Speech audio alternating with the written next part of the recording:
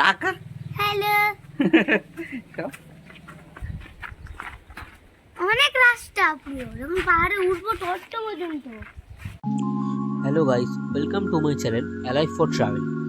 তো আজকে আমরা বেরিয়ে পড়েছি নর্থ বেঙ্গলের একটি অফবিট ডেস্টিনেশন, যার নাম হলো ইচ্ছেগাঁও। তো এটি কালিম্পং থেকে মাত্র 15 কিলোমিটারের দূরত্বে অবস্থিত একটি খুবই সুন্দর গ্রাম। আর ওখানে গিয়ে আজকে আমরা থাকবো হোমস্টেতে।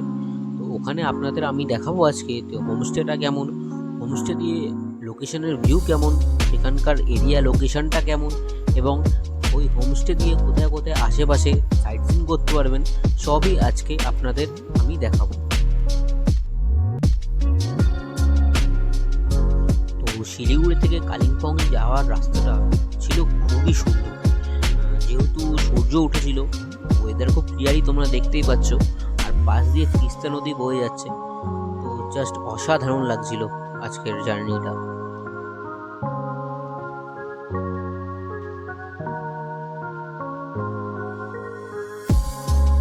সেবক রেল ক্রসিং ক্রস করেই কিছুটা এগিয়েই আমরা দাঁড়ালাম খাওয়া দাওয়ার জন্য, কারণ সকালবেলা আমরা তেমন একটা কিছু খেয়ে বেরাইনি। আর এই রেস্টুরেন্টটায় আমরা খাওয়া দাওয়া করলাম। আর খাওয়া দাওয়া সেরেই আমরা আবার রওনা দিয়ে দিলাম ইচ্ছেগাঁওর দিকে।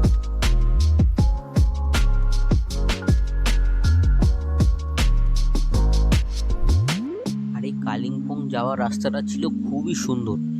নেচারের এত সুন্দর বিউটিফুল নেচার, আর যেহেতু আকাশ পরিষ্কার ছিল, এই জন্য নেচারটা আমরা আরও ভালো মতো উপভোগ করতে পারছিলাম, আর আমরা জার্নিটা খুবই মজা করছিলাম।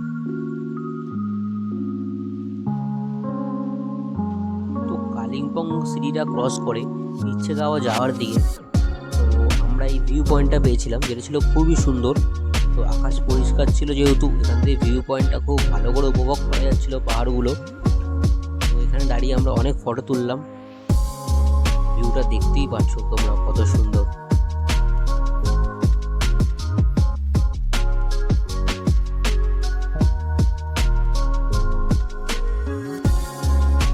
তো ভিউ পয়েন্ট থেকে আর 10 মিনিট ড্রাইভ করার পরই আমরা পৌঁছে গেলাম আমাদের হোমস্টের সামনে।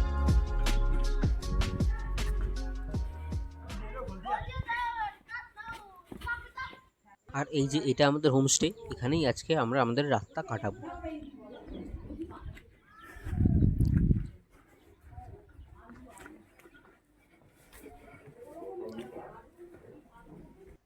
তো এটা ছিল আমাদের রুমের ব্যালকনি দিয়ে ভিউটা। তো এখন মেঘে ঢাকা আছে বলে ওখানে কাঞ্চনজঙ্ঘার রেঞ্জটা দেখা যাচ্ছে না, কিন্তু মেঘ না থাকলে পুরো কাঞ্চনজঙ্ঘার রেঞ্জটাই ওখান দিয়ে দেখা যায়। আর এইটা ছিল আমাদের রুম। তো রুমে ছিল দুটো বেড। তো একটি রুমে তোমরা 4 জন করে খুব ইজিলি থাকতে পারবে। রুম ছিল খুবই সাজানো গোছানো এবং পরিষ্কার পরিচ্ছন্ন। আর এই যে তোমরা রুমে একটা মিররও পেয়ে যাবে।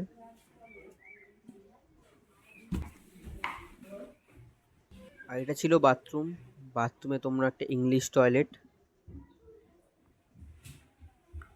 আর একটি গিজার, যেহেতু এখানে সারা বছরই ঠান্ডাই থাকে। আর পেয়ে যাবে তোমরা এই একটা ছোট্ট মিরর বাথরুমে। আর এটা ছিল আমাদের হোমস্টের বাইরে দিয়ে একটা ওভারভিউ।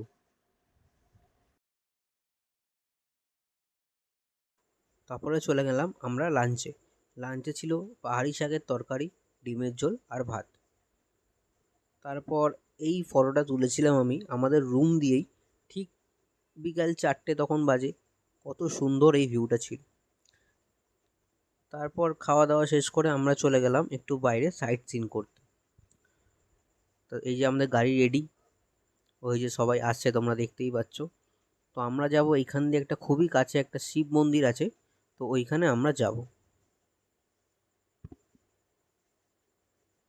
এই যে চলে এসেছি আমরা শিব মন্দিরটার কাছে। এই সিঁড়িগুলোতে উঠে আমাদের শিব মন্দিরের কাছে যেতে হবে। তো এই সিঁড়িগুলো প্রায় 20 তলা বাড়ির সমান ছিল এই সিঁড়িগুলো। তো আমার ভাই দেখো সবাইকে উঠতে বলছিল সবাইকে ভগবানের জন্য একটুখানি করতে পারবে না।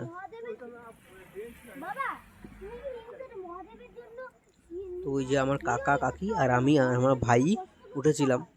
বাদ বাকি যেহেতু অনেক উঁচু কেউ ওঠেনি, তো আমার ভাই একাই কত তাড়াতাড়ি চলে যাচ্ছিল সেটা দেখো তোমরা। আমাদের খুবই উঠতে কষ্ট হয়েছিল, কিন্তু ওঠার পর যে এত সুন্দর মন্দিরটা আমরা দেখতে পাই, সব কষ্ট দূরে চলে যায়।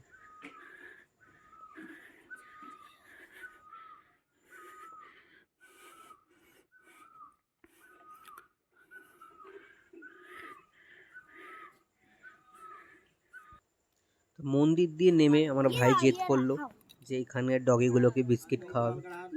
তো আমি ওকে বিস্কিট কিনে দিলাম, ও খাওয়াচ্ছিল ওখানে দাঁড়িয়ে দাঁড়িয়ে এবং খুবই মজা পাচ্ছিল। আর ওর কুকুর খাওয়াতে খুবই ভালো লাগে, এই প্রাণীদের খাওয়াতে ওর খুবই আনন্দ পায়, খুবই মজা পায়। তারপর আমরা হাঁটতে হাঁটতে চলে এসেছিলাম একটু পাহাড়ের উপরে। এই দেখো আমার ভাই খেলাধুলো শুরু করে দিয়েছে পাথর নিয়ে। তো আমরা একটু ওই ঘুরে সাইট সিন করার পর একটু হেঁটে হেঁটে ঘুরছিলাম জায়গাটাই। খুবই সুন্দর জায়গা, আমাদের খুবই ভালো লাগছিল। তো আমরা ফিরে এসে সবাই রুমে চলে গেছিলো, কিন্তু আমি একটু বাইরে ছিলাম হাঁটতে। তো প্রায় সন্ধ্যা 6টা বেজে গেছিলো। তো আমি হেঁটে কিছুক্ষণ আবার চলে যাই রুমে।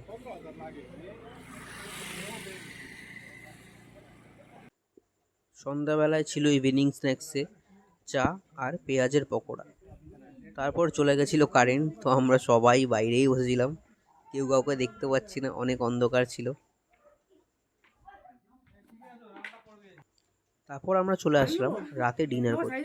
ডিনারে ছিল রুটিগুলো দেখতেই পাচ্ছ এখানে একটু অন্যরকম, আর চিকেন যেটা ছিল খুবই টেস্টি, আর ছিল ভেন্ডি ভাজা।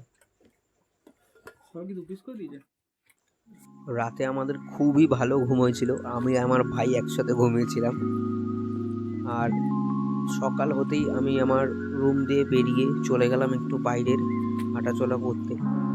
তো দেখলাম কত সুন্দর ভিউ সকালটা, এখানে খুবই সুন্দর ছিল ভিউটা।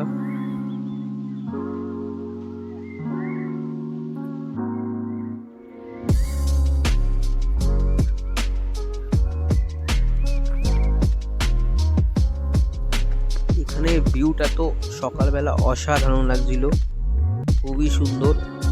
এখান দিয়ে আরও নিচের দিকে গেলে ভিউ আরও ভালো পাওয়া যেত, কিন্তু যেহেতু আমি একা ছিলাম আমার যাওয়ার অতটা সাহস হচ্ছিল না, পাহাড়ি এলাকা, তাই আমি বেশি দূর যাইনি। তো আমরা উপরে উঠে আবার একটু সবাই মিলেই তখন গেছিলাম, হাঁটতে হাঁটতে গেলাম একটু এই মাঠটাতে। মাঠটা দেখো একবার, চারিদিকে পাহাড় দিয়ে ঘেরা মাঠটা, কত সুন্দর লাগছে।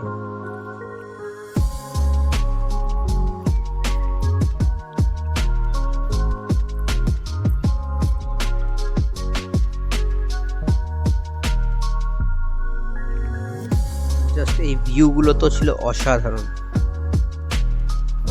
তারপর বাড়ি ফেরার পালা। তো বলে দিই, এটা ছিল ইচ্ছেগাঁওর ট্রিপ।